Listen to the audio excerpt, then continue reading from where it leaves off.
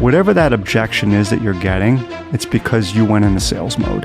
And what that prospect is telling you is they're not ready to make a change.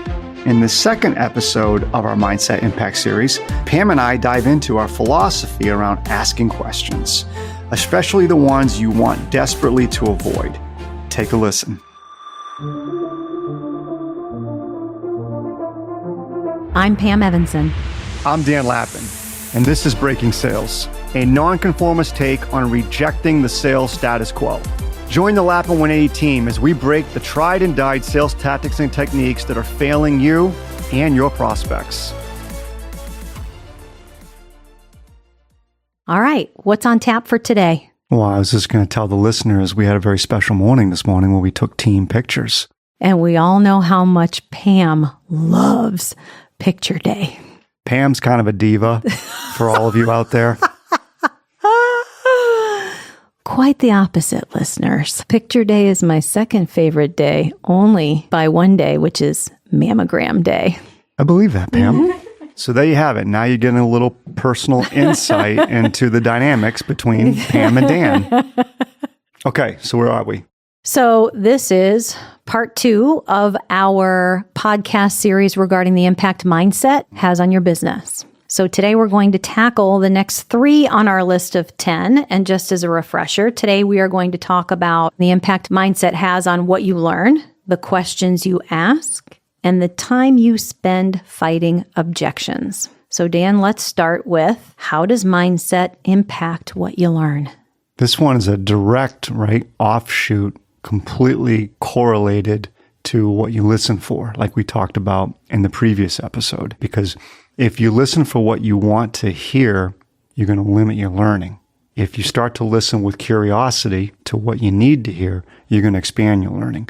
You know, one of the things I like to think about here regarding what you learn is you have to learn a lot about the prospect, about their business, about their initiatives. You have to learn and be patient to dive deep in some areas that you may not know in traditional sales sense if they'll pay off. But that curiosity that drives what you learn, again, it's the mindset. I'll use, for example, the high intent mindset. The high intent piece is all about the other person's narrative. What's important to them? What does their world look like? What are their struggles? What are the strengths? What are the challenges that they're looking forward to? What are the challenges that they dread? High intent is all about the person that you're speaking to. And in this case, for our listeners, is probably your prospects and or your clients. But one of the things you got to be careful of is, as you're learning, there's also a very good chance that your prospect is also learning. Think about the types of questions your competitors ask. Your competitors will ask questions that are driving toward that result, which is some kind of outcome for a second meeting. Your competitors are going to ask the same questions that you ask regarding what you want to hear. What happens when you back away from that and you use high intent, and now you just start asking questions as a true advisor, and you're not labeling answers?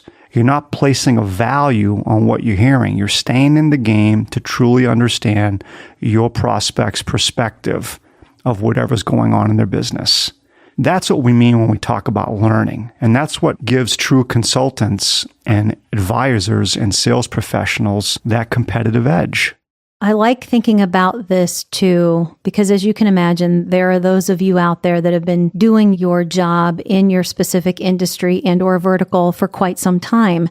And I think we can take for granted how important this one is. It is not about learning for the sake of learning. It's about learning for the sake of helping. And there's no way in heck that I'm going to be able to help another human being if I don't go deep on what I learn. And so a lot of times, I think those of us that have been doing this a while, it's like, Pam, I've been sitting in front of this type of business for 20 years. There's very little that they're going to be able to tell me about their business that I don't already know. And I think that's when we've got to say, there's a big red flag. This isn't about what I know or don't know. This is about hearing someone else's version of what's happening in their business, what they care about, what drives their decisions. It's not about how much we know. Let me ask the listeners this, and I love what you're saying there, Pam, especially with that particular example of someone who might have 20 years experience, right? Biases kick in. We think we know everything and our expertise should carry us the whole way. But here's something I want the listeners to think about. You all have your perceptions on things. You have your way of doing things. You have your routines and your habits. Let's pretend somebody is talking to you about changing a routine, about changing your perspective on something. Are they going to be successful helping you debate that change by telling you what change could do for you or trying to educate you on why change might be better? Or are they going to have more success by asking you questions and allowing you to come to your own conclusion? Which one's going to feel like a more constructive opportunity to learn and get better? Someone telling you or asking you questions? Well, I'm glad you brought up the word change for this one under impact, what you learn. I will be motivated to change by very different things than you will. And it's your job to figure out those motivators for me. This is about me creating change for myself. I like it. Okay, our next one, the questions you ask. And I know listeners, you're probably thinking, okay, this one seems pretty basic. I understand the way I think will affect the questions that I ask.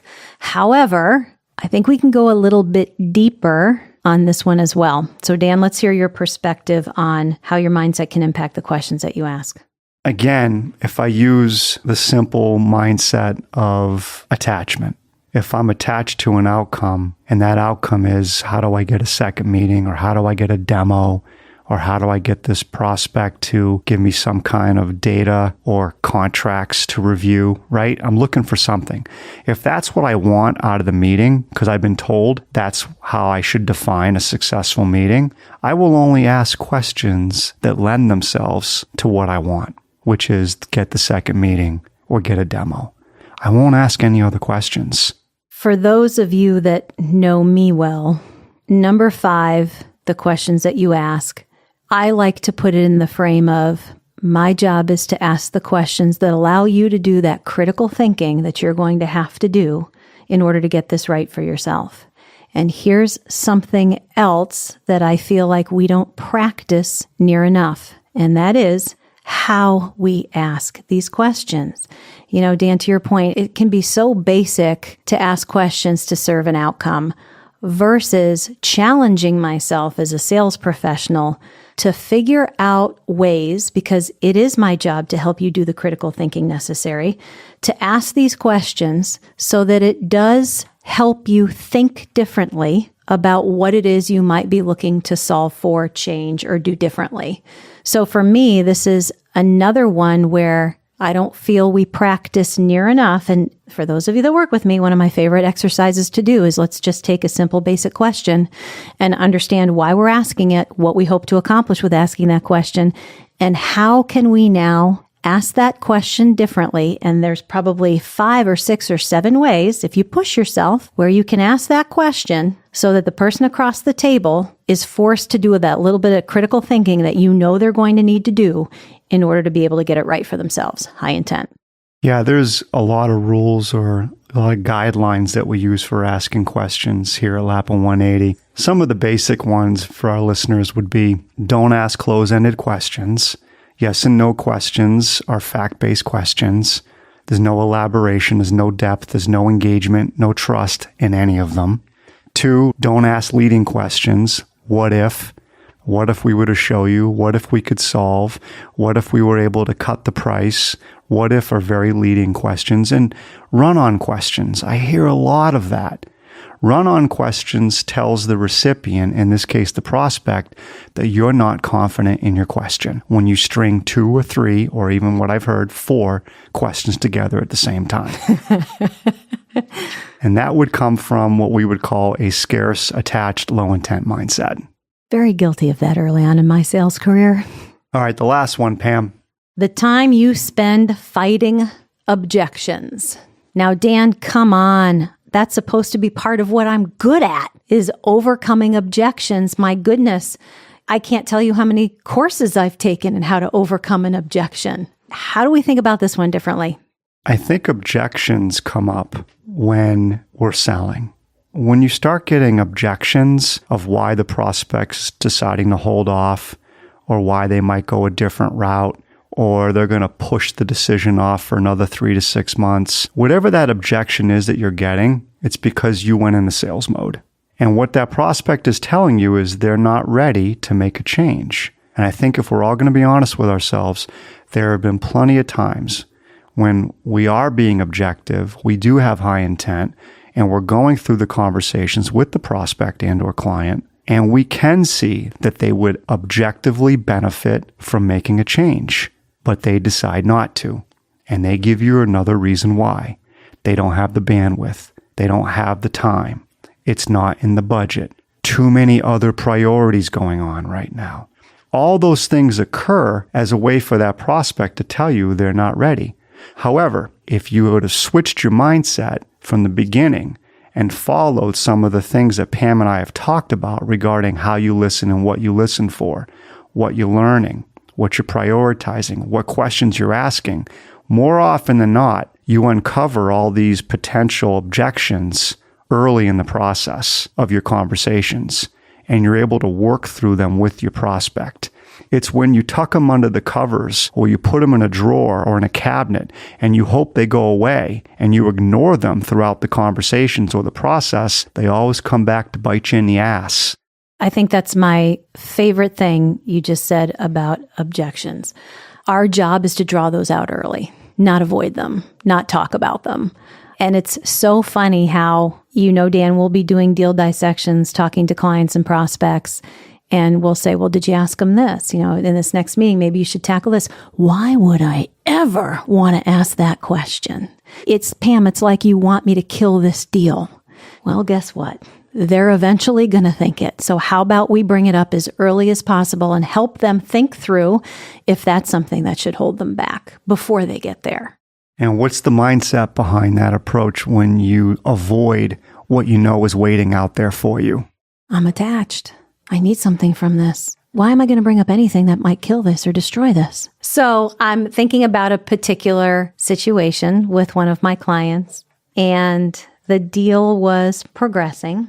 We had now brought in a large part of the C-suite in the conversation.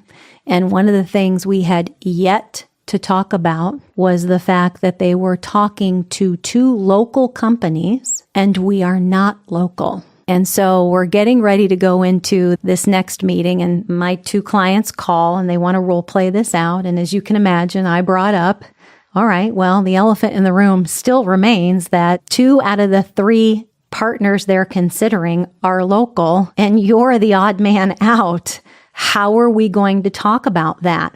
And I listened to 15 minutes of these 2 arguing about what that would do if they brought that up. And you can imagine what happened when they got the phone call saying, hey, we're going here. Okay, can we understand why? You clearly loved what we talked about. You said we were on our game. You were very impressed. Yeah, at the end of the day, though, you weren't local. This particular one is so funny because I love these 2 to death. And the way I watch them talk themselves out of the inevitable conversation that was going to come up. Again, it's just a great reminder that if we're thinking it, they will be at some point. They will be at some point. I love how you said that early, Pam, in the story, but you said it's our job, it's our responsibility not to avoid the information. Our responsibility is to get it out on the table so we can determine with the prospect if the information, the opinion, or the perception has merit. Yeah, and we talked about here we were going to have this audience that we hadn't had exposure to yet, and understanding how they feel about the fact that 2 of the folks they're considering are local and 1 is not. There's no right or wrong. Tell us your thoughts on that. How do you feel about that? And just the sheer roadblocks that we put up so that we don't have to have that conversation because we're just convinced we're going to open up a can of worms. Why would we bring that up, Pam, when they might not even be thinking about it? So again, I think it's just a good reminder that if we're thinking it, so are they. So find out how they feel about it before it becomes a reason to eliminate you. Great story, Pam. Again, turn into objections don't let them slide. They will always come back and bite you in the ass. Every time. Thanks for listening to Breaking Sales. If you want to get engaged with us outside of the podcast, be sure to go to our website, lappin180.com. Go to contact us. You can also engage with us on LinkedIn at Dan Lappin or Lappin180.